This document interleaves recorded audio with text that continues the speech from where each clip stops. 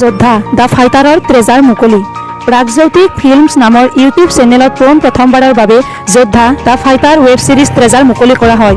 উক্ত অনুষ্ঠানত ছবিখনৰ অভিনেতাৰ উপৰিও বিভিন্ন কলা কুশলী উপস্থিত থাকে। চাওক গুৱাহাটীৰ পৰা বিশ্বজিৎ চাহাৰ প্ৰতিবেদন বিবি আছাম লাইভ। আমাৰ ৰূপম দা এওঁলোকে মোক বহুতখিনি হেল্প কৰিছে আৰু ময়ো নাজানো মই কিমানখিনি কৰিব পাৰিছোঁ, কিন্তু মোৰ ফালৰ পৰা চেষ্টা কৰিছোঁ কিমানখিনি কৰিব পাৰোঁ। একচুৱেলি বহুত বেছি চেলেঞ্জিং আছিলে কেৰেক্টাৰটো। আগতে মই এনেকুৱা কেৰেক্টাৰ কৰাও নাই, কিন্তু মোৰ ফালৰ পৰা মই চেষ্টা কৰিছোঁ। আপোনালোকে আঁকোৱালি ল'লে নিশ্চয় ভাল পাম। কষ্ট কৰিছোঁ, তাতে কিবা ভুল ভ্ৰান্তি হ'ব পাৰে, আপোনালোকে আঙুলিয়াই দিলে নিশ্চয় ভাল পাম। আৰু প্ৰাগজ্যোতিষ ইউটিউব চেনেলটো আপোনালোকে ছাবস্ক্ৰাইব কৰি ল'ব। ছাবস্ক্ৰিপশ্যন ফ্ৰী হয় আৰু চাই পেলাই আপোনালোকে কেনেকুৱা পালে আমাক জনাব।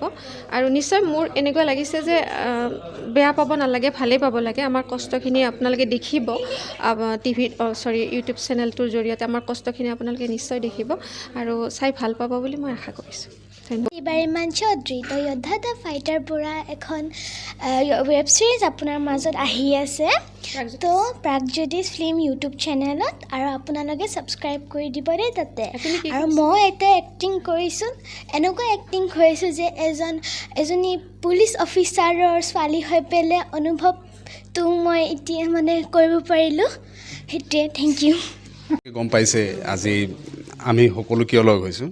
তো আজি এটা ভাল খবৰ, আৰু আমাৰ কাৰণে আপোনালোকৰ কাৰণে এটা ভাল খবৰ আপোনালোকৰ এই চেনেলৰ যোগেদি জনাইছোঁ যে কি আমাৰ আজি প্ৰাগজ্যোতিক ফিল্মছ নামৰ এটা ইউটিউব চেনেল জন্ম হৈ উঠিছে। আৰু সেই ইউটিউব চেনেলটো আজি প্ৰথম দিনত যোদ্ধা দ্য ফাইটাৰ বুলি এখন ৱেব ছিৰিজৰ আজি টিজাৰ মুকলি হৈছে।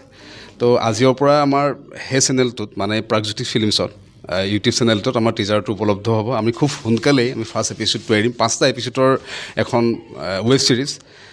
কাহিনীটো খুবেই ভাল। আপোনালোকৰ কাহিনীটোৰ সম্পৰ্কত ৰূপম দাই ক'ব আপোনালোকক। আমাৰ স্ক্ৰিপ্ট ৰূপম দাই লিখিছে, ৰূপম দাই ক'ব। আৰু আশা কৰোঁ আপোনালোকে চেনেলটো ছাবস্ক্ৰাইব কৰি আৰু আমাক অলপ সহায় সহযোগ উৎসাহ দিব, বেয়াবোৰ আঙুলিয়াই দিব নিজৰ ঘৰৰ মানুহৰ লেখীয়া। ভালখিনিও ক'ব। আমি ভাল কণ্টেণ্ট দিবলৈ আমি চেষ্টা কৰিম। ধন্যবাদ।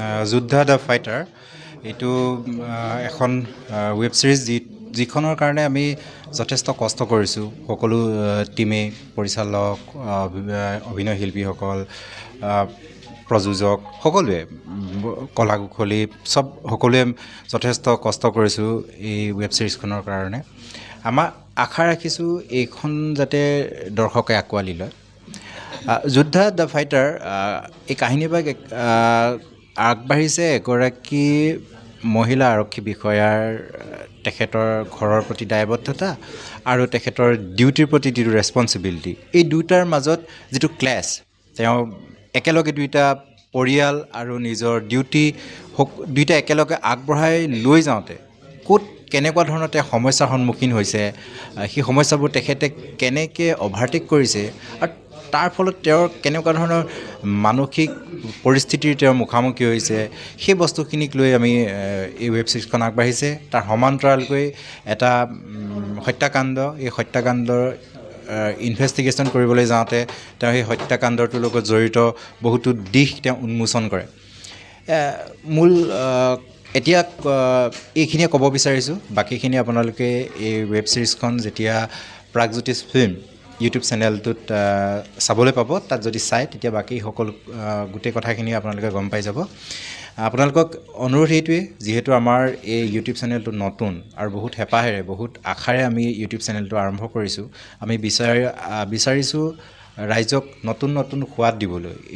এইখন অলপ আমাৰ এইখন যিটো অকণমান ক্ৰাইম বেছড, থ্ৰিলাৰ বেছড, তাৰ বাহিৰেও আমি পৰৱৰ্তী পৰ্যায়ত বেলেগ ধৰণৰ কাম আমি আপোনালোকলৈ আগবঢ়াম। কিন্তু সেইখিনি কৰাৰ কাৰণে আপোনালোকৰ সহায় সহযোগ মৰম আমাক প্ৰয়োজন হ'ব। সেইকাৰণে আপোনালোকে মাত্ৰ আমাৰ চেনেলটো ছাবস্ক্ৰাইব কৰি আমাক এইখিনি সহযোগিতা কৰক। তাৰপিছত আমি ইয়াতকৈ বেছি ভাল কাম আপোনালোকলৈ আগবঢ়াবলৈ চেষ্টা কৰিম। ধন্যবাদ। পোনপ্ৰথমে বহুত ধন্যবাদ আপোনালোকক যে আজি শুভ ক্ষণটোত আপোনালোক আহিছে আমাৰ ধুনীয়াকৈ। আৰু আজি আমাৰ যোদ্ধা দ্য ফাইটাৰৰ যিটো টিজাৰ এইটো মুকলি হৈছে, আৰু ইয়াৰ কিছুদিন পিছত প্ৰমোটো হ'ব। তাৰপিছত আমাৰ প্ৰথম এপিছ'ডটো যিটো আমাৰ প্ৰাগজ্যোতিষ ফিল্মছ, যিটো আজি লঞ্চ হৈছে ইউটিউব চেনেল, তাত উপলব্ধ হ'ব।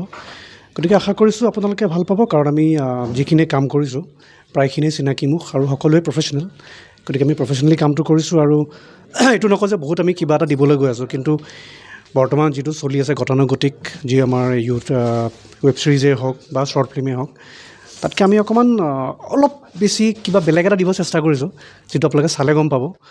গতিকে আশা কৰিছোঁ আপোনালোকে চাব আৰু আমাৰ যিটো চেনেল প্ৰাগজ্যোতিষ ফিল্মছ সেইটো ছাবস্ক্ৰাইব কৰি দিব, কাৰণ তাত ইয়াৰ পিছত আমি আৰু ভাল ভাল কাম কৰিবলৈ আপোনালোকে ছাবস্ক্ৰাইব কৰিলেহে আমি ভাল ভাল কাম কৰিবলৈ আমি উৎসাহ পাম। আৰু এইটো আপোনালোকে চিন্তা কৰিব নালাগে, এই চেনেলটোৰ ছাবস্ক্ৰিপশ্যনো ফ্ৰী হয়।